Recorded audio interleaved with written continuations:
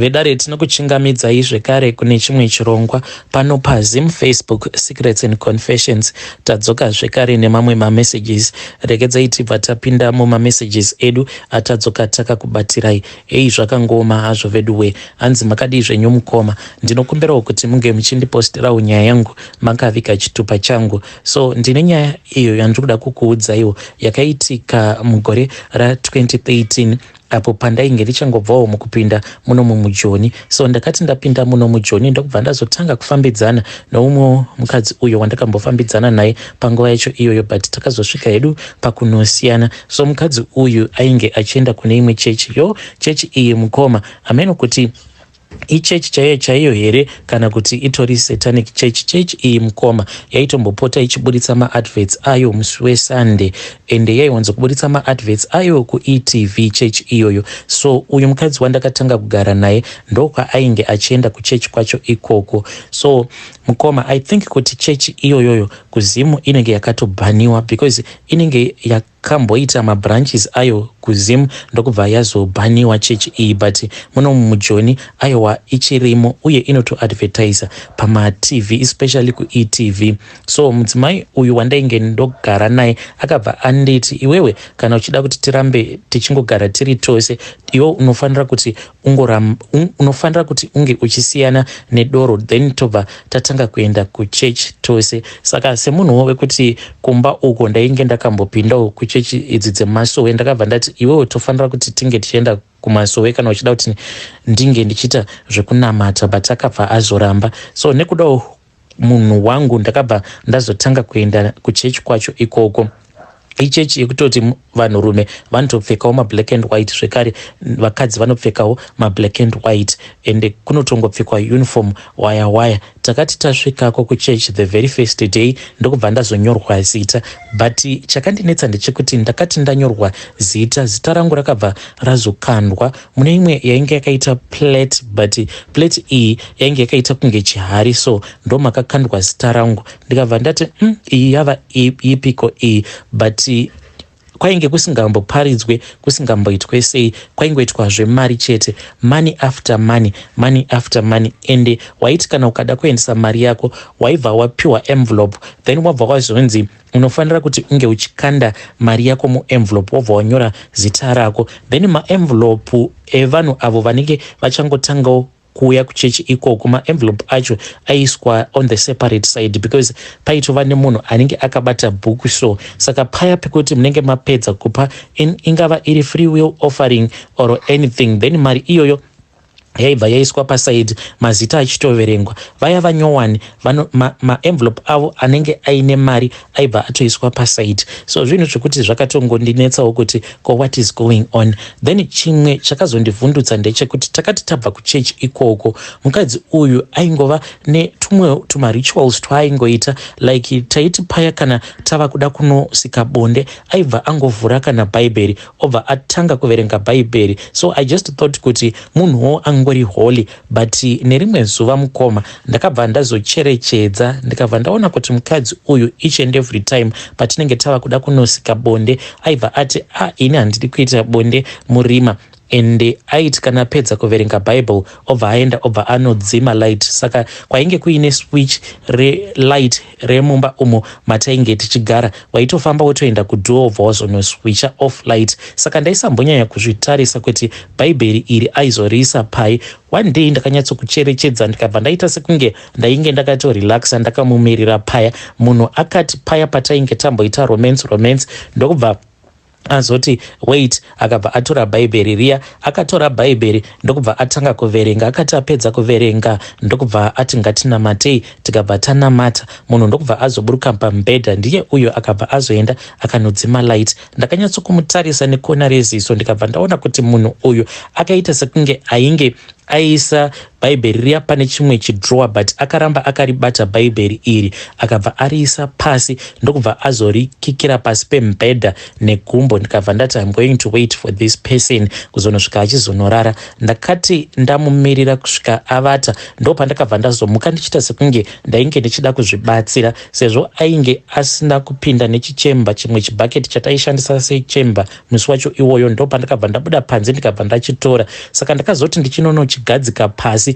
ndokubva ndadongorera pasi pemubhedha ndikabva ndatoona kuti bhaibheri riya rainge riripo pasi pemubhedha. Naizviriko here izvozvo zvekuti munhu anorara akaisa bhaibheri pasi pemubhedha? So ndo zvinhu zvandakaona mukadzi uyu achiita.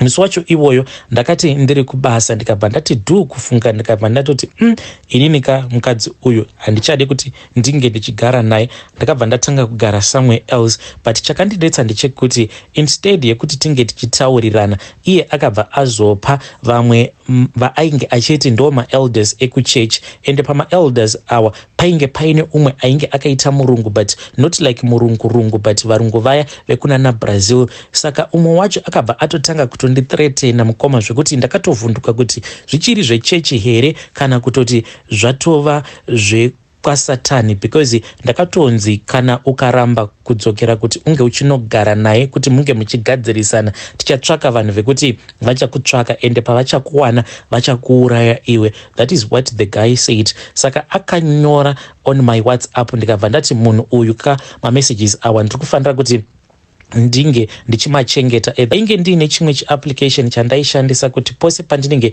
ndichida kuita screenshot then ndobva ndabaya chiapplication ichocho. Mukoma ndakatonyatso kuscreenshota ndichishandisa chiapplication ichocho, but ndakazoti ndotsvaka mamessages acho manje ndichida kurakidza imwe friend yangu, ndakamashaya mamessages iwayo awo andainge ndakatumidzirwa nevamwe elder vacho vachiti vainge vachida kunditsvakira matsotsi ainge achazondiwana uko kwandainge ndava kugara kuti vange vachizondiuraya. So mukoma izvo ndo zvandakasangana nazvo. So vakati vaona kuti munhu uyu ainge ava kusatoda zvachose, ndopa vakabva vazosiyana neni. But kubvawo ipapo ndakamboita zvimakore zvakati kuti ndichisangana nemamwe mazemenyama ekuti ndaingovharwa kungorasikirwa nemari until ndazotanga kuenda kune imwe church, but ndainge ndava kunamata ndiri kumasowe. Ndakangopihwawo minamato yekuti ndinge ndichingoshandisa kuitira kuti jambwa neminyama izvo zvainge zvava kunditeverera zvinge zvichizosiyana neni. From there on ndingatongotiwo ndo pakabva pazosunungukawo chiraramo changu. Saka ndinodawo kungopawo yambiro kune vamwe vanhu kunze uko kuti you need to know kuti mamwe machechi, especially machechi ekuti kana ukagara waendako kuchechi ikoko ukasanzwisisa zvinenge zvichiitika muchechi imomo, it is far much better kuti ubva wangoramba kuitiswa zvimwe zvinhu zvekuti unenge usingazvinzwisisi, nekuti ipapo takanzi vanhu vose vatanga kuuya kuchechi nhasi toda kuti munge muchisimuka. Saka takabva tazosimuka, takati tasimuka kudaro ndokubva tazonzi tinge tichitevera umwe asha, tikabva tazomboburitswa muchechi. But takati tichinobuda muchechi ndokubva tazoendeswa kune imwe room. Tirimo murumu imomo takabva tazonwiswa imwe yainge yakaita kunge mvura, vakabva vatiti mvura iyi yainge ichirepresenta ropa raJesu. Ndokubva tanwa paya, tapedza kunwa ndakatonzwa sort of like kadzungu so, but ndikabva ndangoti hameno zvainge zvichiitika kwandiri. Tikabva tatodzokera kuchechi,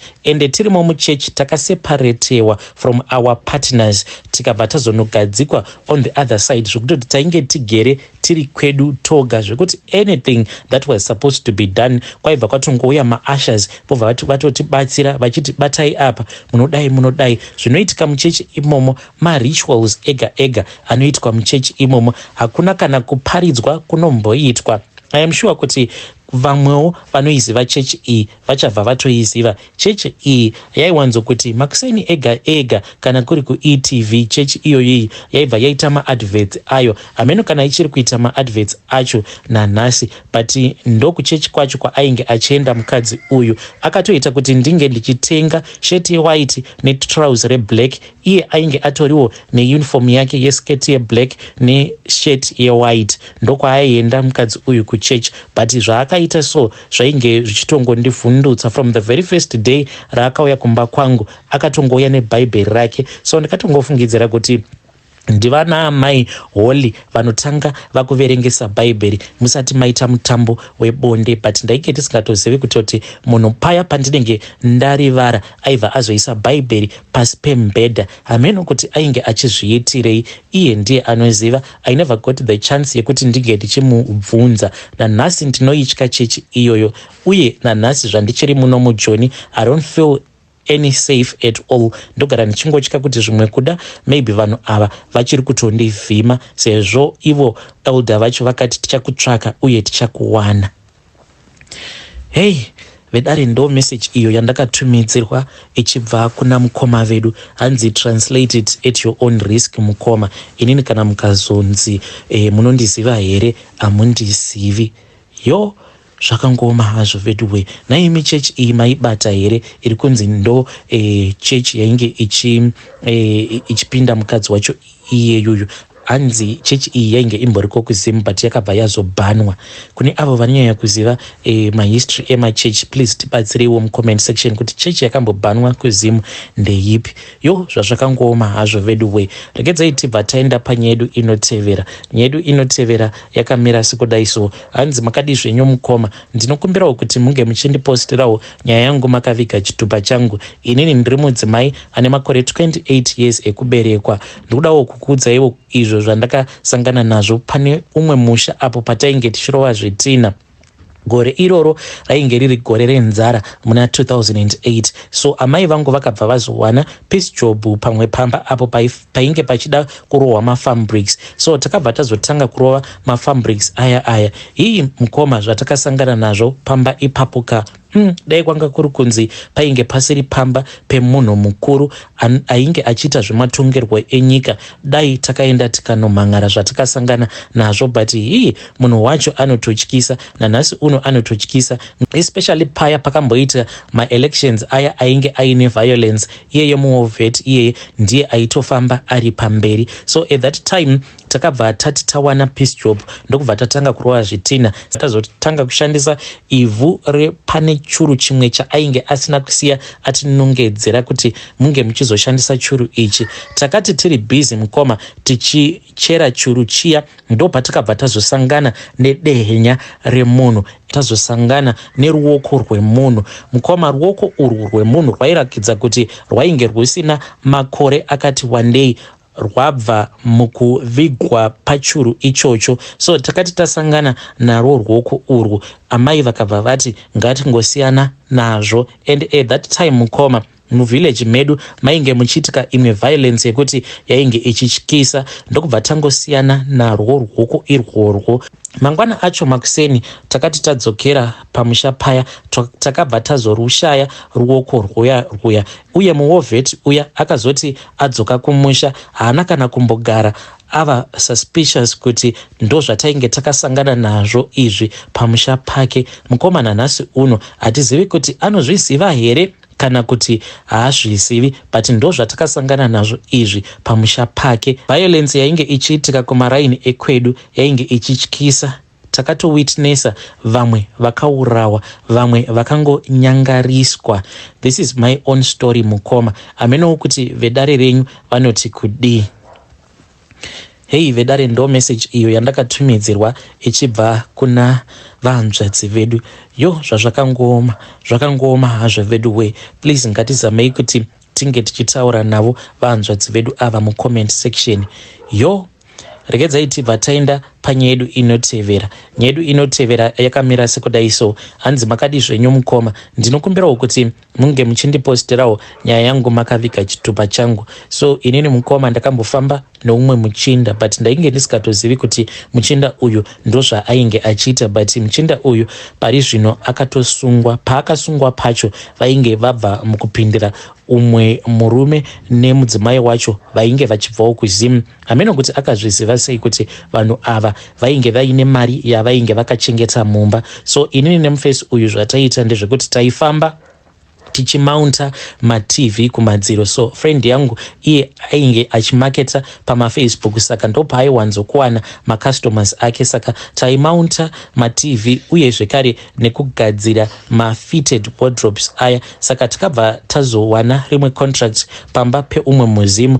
Saka takazoti taenda paya tikabva tamaunta ma-TV matatu, because imba yemurume uyu yainge yakakura. Saka ainge achida TV kubedroom kwake, zvekare neimwe TV mune imwe living room, ne-TV zvekare mune imwe living room. So takatoita mazuva tichingoshandapo pamba apa. Andizivewo kuti uyu murume wandainge ndichishandira akazviziva sei kuti vanhu ava vainge vachichengeta mari mumba. Then ndakazotongonzwa zvichinzi vasungwa vainge vabuda vakaenda kunoita house breaking. Unfortunately murungu wangu uyu zvaainge asina kuziva ndezvekuti pamba apa painge paine masilent alarm aya ekuti anonorira straight kupolice station nekumakambani aya anopatrola emasecurity. So hanzi vakati vapinda pamba apa, then muchinda uya akabva azoona kuti pamba pake painge papinda matsotsi ainge achida kuba. Vachinopinda mumba iye ainge atobaya bhatani kudhara, ndokubva vazotanga kurova muchinda uyu vachimuti buditsa mari.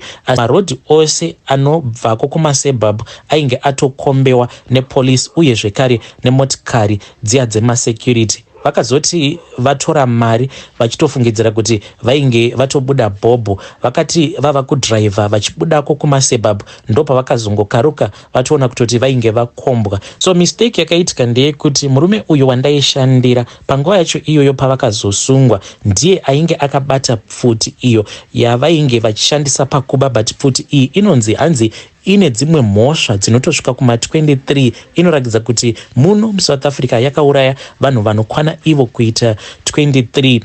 Saka pavarume ava vakabatwa, iye murume wandaishandira ndiye ega anobva kuZimu. Hanzi akapiwa makore anotosvika kuma-70 chakadaro. But I just want to thank God kuti murume uyu pandaimushandira haana kana kumbogara akabuda pachena kuti usiku ndozvaanoita, anoita zvehouse breaking, nekuti zvimwe kuda dai ainge akandiudza kuti nayewo anoita zvehouse breaking, pamwe ndingadai ndakatoona sekunge iquick money, because murume uyu aikwanisa kungokubudisira kana 10,000 obva atoshandisa mari iyoyo in one day yobva yatopera. So ndaingofungidzirawo kuti mabasa awa atinoita sezvo aiwanzokubata macustomers akati one day ndo kuita mari kwaainge achiita, but ndainge ndisingatozivi kutoti paya pataifamba tichiinstallera vanhu mafitted wardrobes zvekare nekuvamauntira maTVs avo, iye aitoshandisa mukana iwoyo wekuti ange achizodzoka pamba ipapo mushure mekunge areader situation